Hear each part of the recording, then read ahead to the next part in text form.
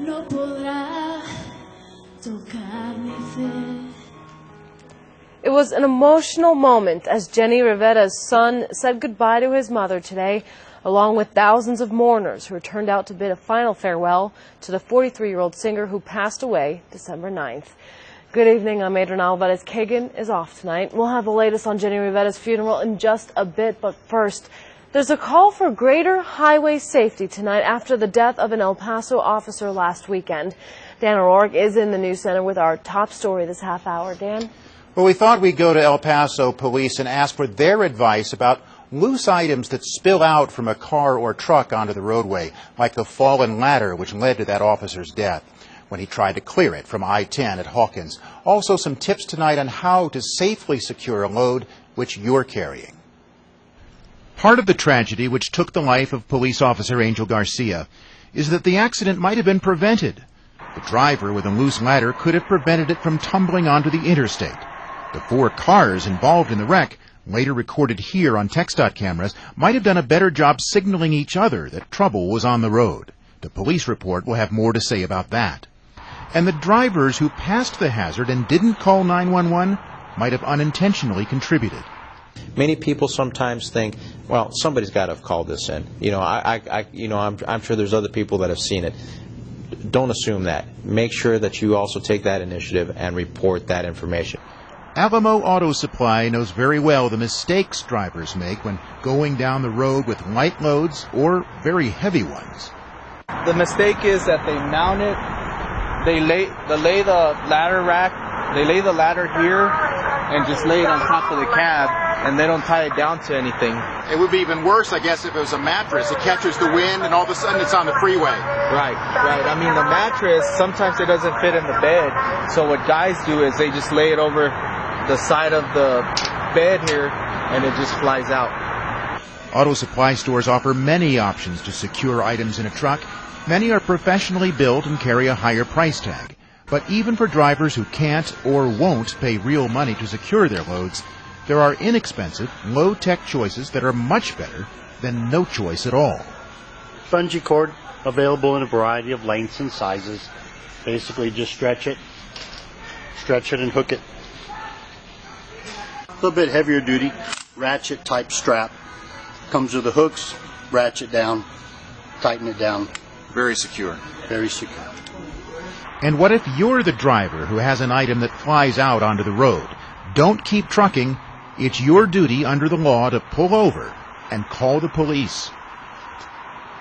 And there's so much more to this story, like the consequences for not securing a load. That can be up to a $500 fine from the city of El Paso, and even worse, civil action. In other words, if something comes off of your car or truck and damages another car, or even worse, the people inside, they can sue you. 911 emergency calls are allowed. And remember, if police or have a sheriff's car stopped in any lane, you need to move over at least one extra lane to allow that officer space enough to do his or her job. And of course, never walk out into a lane of traffic to recover your spill or anyone else's. Call 911 and let the police do their work. All good tips tonight, which we hope will help the next police officer who goes out to do a dangerous job. Live in the News Center, Dan O'Rourke, News Channel 9. Sure, words never spoken. Thank you, Dan. Well, there was a solemn moment today at the makeshift memorial for school shooting victims in Newtown, Connecticut. Emergency responders in dress uniforms slowly walked past the memorial at the entrance of Sandy Hook Elementary. The group paused and bowed their heads in a moment of silence to honor the 26 victims. Funerals for 4 of the victims were also held today. People across the nation, including all of us here in the borderland, are devastated by the school shooting. El Paso's Department of Public Health wants to remind everyone there are mental health resources available for families and children. News Channel 9's Kathy Hernandez is now live in our news center with that story. Kathy? Adrian, today I talked to a local health professional who says after tragic events such as the one in Connecticut, it's important for people to recognize mental health issues in themselves and especially in their children. This guy got in the school and he started shooting 6 and 7 years old. 8-year-old Savannah talks about the tragic events at Sandy Hook Elementary School in Newtown, Connecticut. Her mother told Savannah, her 6-year-old brother, and 11-year-old sister what happened after they asked why their schools in Sunland Park were put on lockdown Friday. So I told my daughter, my kids, what had happened. I didn't go in detail, but I told her that something bad had happened in the school, that some crazy person, had shot some kids in the school, and that there's people who do, bad people who do bad stuff. Martinez says she did it for their own safety. It wasn't to scare them. It was more than for them to be aware of their surroundings, because sometimes we're not aware of our surroundings. Mental health professionals say it's up to a parent to decide if and how they want to tell their kids about such tragic events. A lot of the times mental health is overlooked by a lot of us, but even if we don't want to, it affects us. Events such as tragic events in Connecticut can have a devastating effect on anybody who's susceptible, especially children. Dr. Ocaranza says parents need to be aware of what their children are exposed to. I know there's a lot of coverage through the media about the recent events, so if they're little kids, please don't expose them to such a huge amount of information that they might not be able to understand. And after telling your children, he says just listen to them and realize if they need professional help. Acknowledge their emotions and just be there for them. It is very important that you explain to them with clear messages and to their level of understanding as far as what happened or what is it that they need, and provide that safe and security that they're looking for. Dr. Ocaranza says if you or a loved one needs help, there are many resources available free of charge that will help you cope and grieve with such a big loss.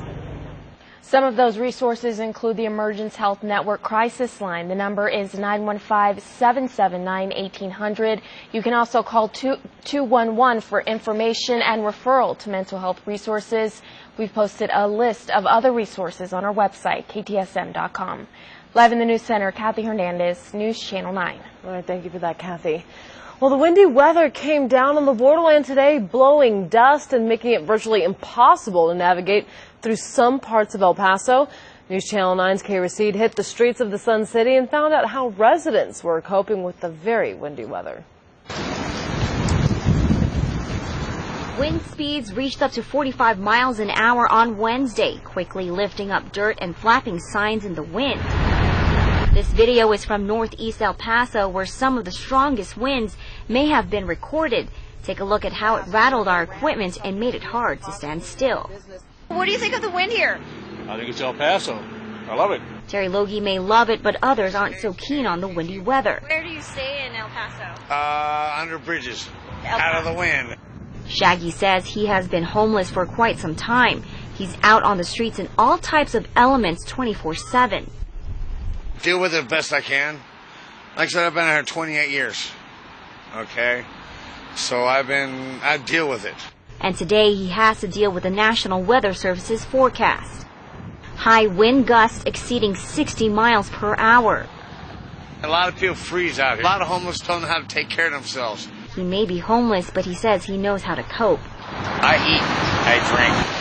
So I eat some just so I can drink. So I survive. The high wind advisory is temporary, but he's looking for something more permanent. I'm heading to Houston right now trying to find me a full-time job. Carrie Seed, News Channel 9. Las Cruces also saw its fair share of wind today. Some parts of the interstate saw visibility reduced to as little as 30 feet in areas.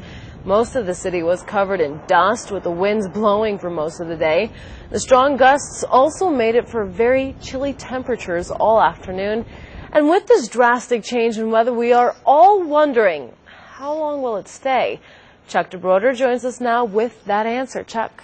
Well, the chilly temperatures are a result of what is coming after the cold front, or what moved in. And we were much stronger than 45 miles per hour this afternoon. How about 62 mile per hour top wind speed, El Paso International, 87 miles per hour atop St. Augustine Pass, 75 over at White Sands and McGregor Range. Now, we currently have 22 mile per hour winds in Las Cruces, 15 in El Paso.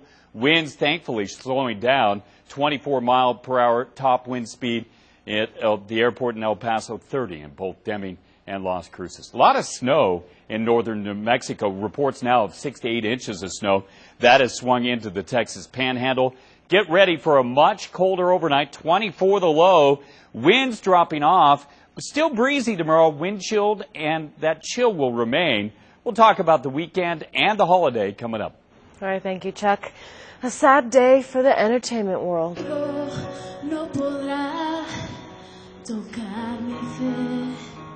The life of singer Jenny Rivera was celebrated today in Los Angeles. Rivera's family called the public service a celestial graduation. During the service, a red casket sat on stage amid dozens of white roses and family members. 43-year-old Rivera and 6 others died in a plane crash on December 9th in northern Mexico. She leaves behind 5 children and 2 grandchildren. In an emotional moment, Rivera's 11-year-old son, Johnny Lopez, said goodbye to his mother. To me, she's the most awesome mother I could ever have. And she brought me the most awesome siblings anyone could ever have. There will be a private burial for Rivera. A familiar face in Santa Fe will be missed this upcoming legislative session. Longtime New Mexico Speaker of the House, Ben Lujan, passed away yesterday. Lujan had been battling lung cancer since 2009. Democrat Ben Lujan served as Speaker of the House since 1975 and certainly left his mark on New Mexico politics. The Speaker was one of the longest serving speakers in New Mexico history.